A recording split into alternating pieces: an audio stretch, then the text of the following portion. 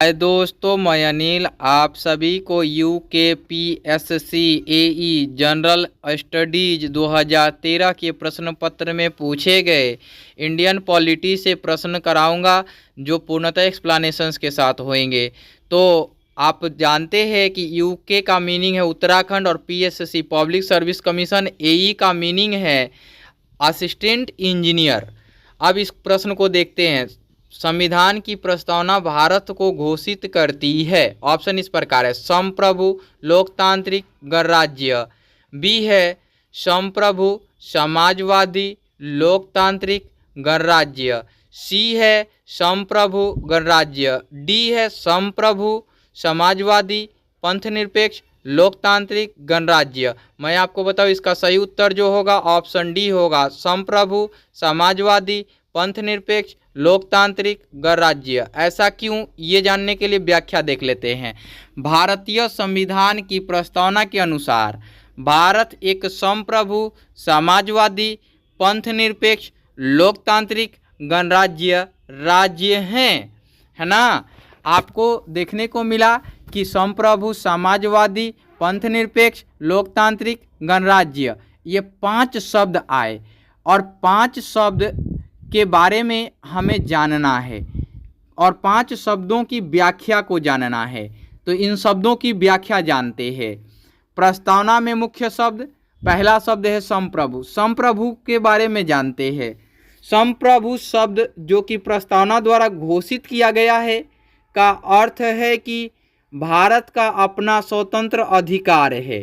ये कहता है कि संप्रभु का मीनिंग है कि स्वतंत्र अधिकार है ना, स्वतंत्र अधिकार किसी भी राष्ट्र के लिए, और यहाँ किसी अन्य बाहरी शक्ति का प्रभुत्व नहीं है।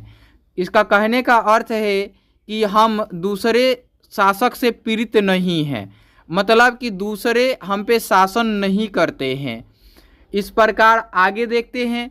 देश में विधायिका में कानून बनाने की शक्ति होती है, किसमें? जो संप्रभु राष्ट्र होते हैं, संप्रभु देश होते हैं, संप्रभु राज्य होते हैं, जो कुछ सीमाओं के अधीन होती हैं। क्या?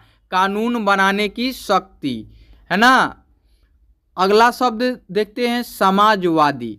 समाजवादी शब्द क्या है?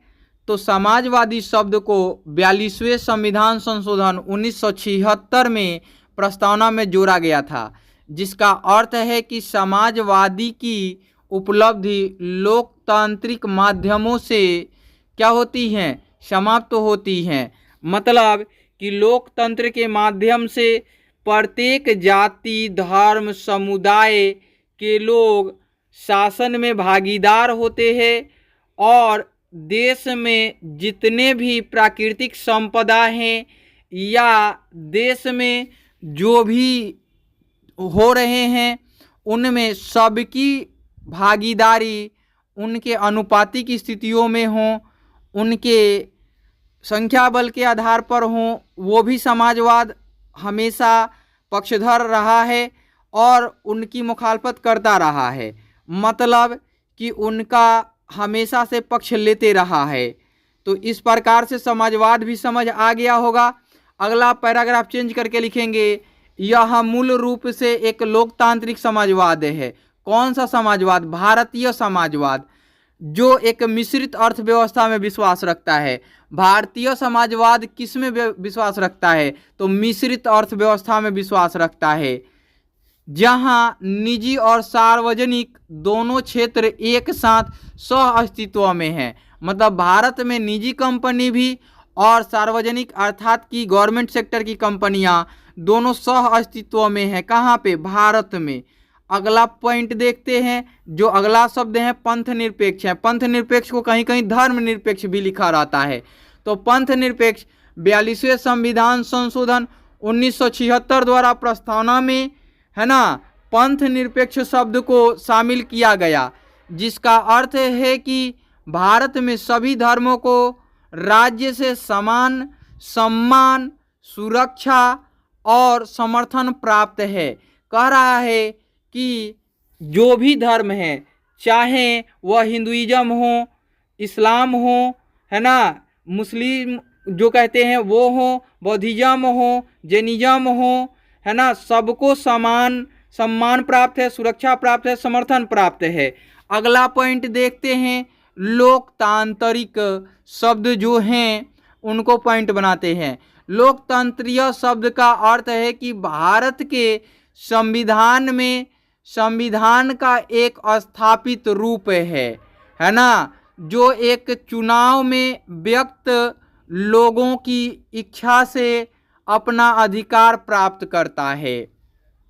कह रहा है कि लोकतंत्रीय शब्द का अर्थ है कि भारत के संविधान में संविधान का एक स्थापित रूप है ना, जो कि संविधान द्वारा संचालित देश होते हैं और लोकतांत्रिक प्रक्रिया द्वारा संचालित देश होते हैं, उसमें लोकतांत्रिक व्यवस्था मानी जाती है।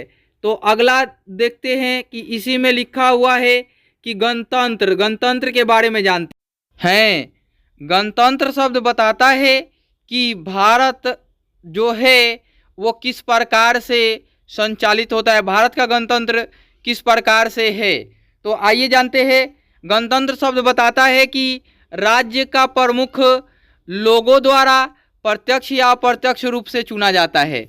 ये कह रहा है कि गणतंत्र में प्रणाली में भारत में जो प्रमुख होते हैं वो लोगों द्वारा प्रत्यक्ष या अप्रत्यक्ष ढंग से चुने जाते हैं। अगला पॉइंट है, भारत में राष्ट्रपति राज्य का प्रमुख होता है।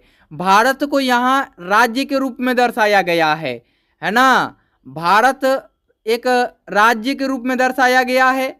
तो राष्ट्रपति इसका क्या होता है, प्रमुख होता है और उसे लोगों द्वारा अप्रत्यक्ष रूप से चुना जाता है ना। राष्ट्रपति को किनके द्वारा चुना जाता है, सीधे जनता के द्वारा ना चुन करके जनता के चुने हुए प्रतिनिधियों के द्वारा चुना जाता है। तो इसलिए कहा जाता है कि अप्रत्यक्ष रूप से चुना जाता है किनको, राष्ट्रपति को। अब आते हैं कुछ स्मरणीय जानकारियां लेते हैं जो हमेशा याद रखना चाहिए। तो आइए देखते हैं, समाजवादी और पंथ निरपेक्ष दो शब्द थे जो 1976 में 42वें संविधान संशोधन द्वारा भारतीय संविधान की प्रस्तावना में जोड़े गए थे, है ना। ये पूछेगा कि भारतीय संविधान की प्रस्तावना में दो मुख्य शब्द जोड़े गए, वो कौन कौन थे।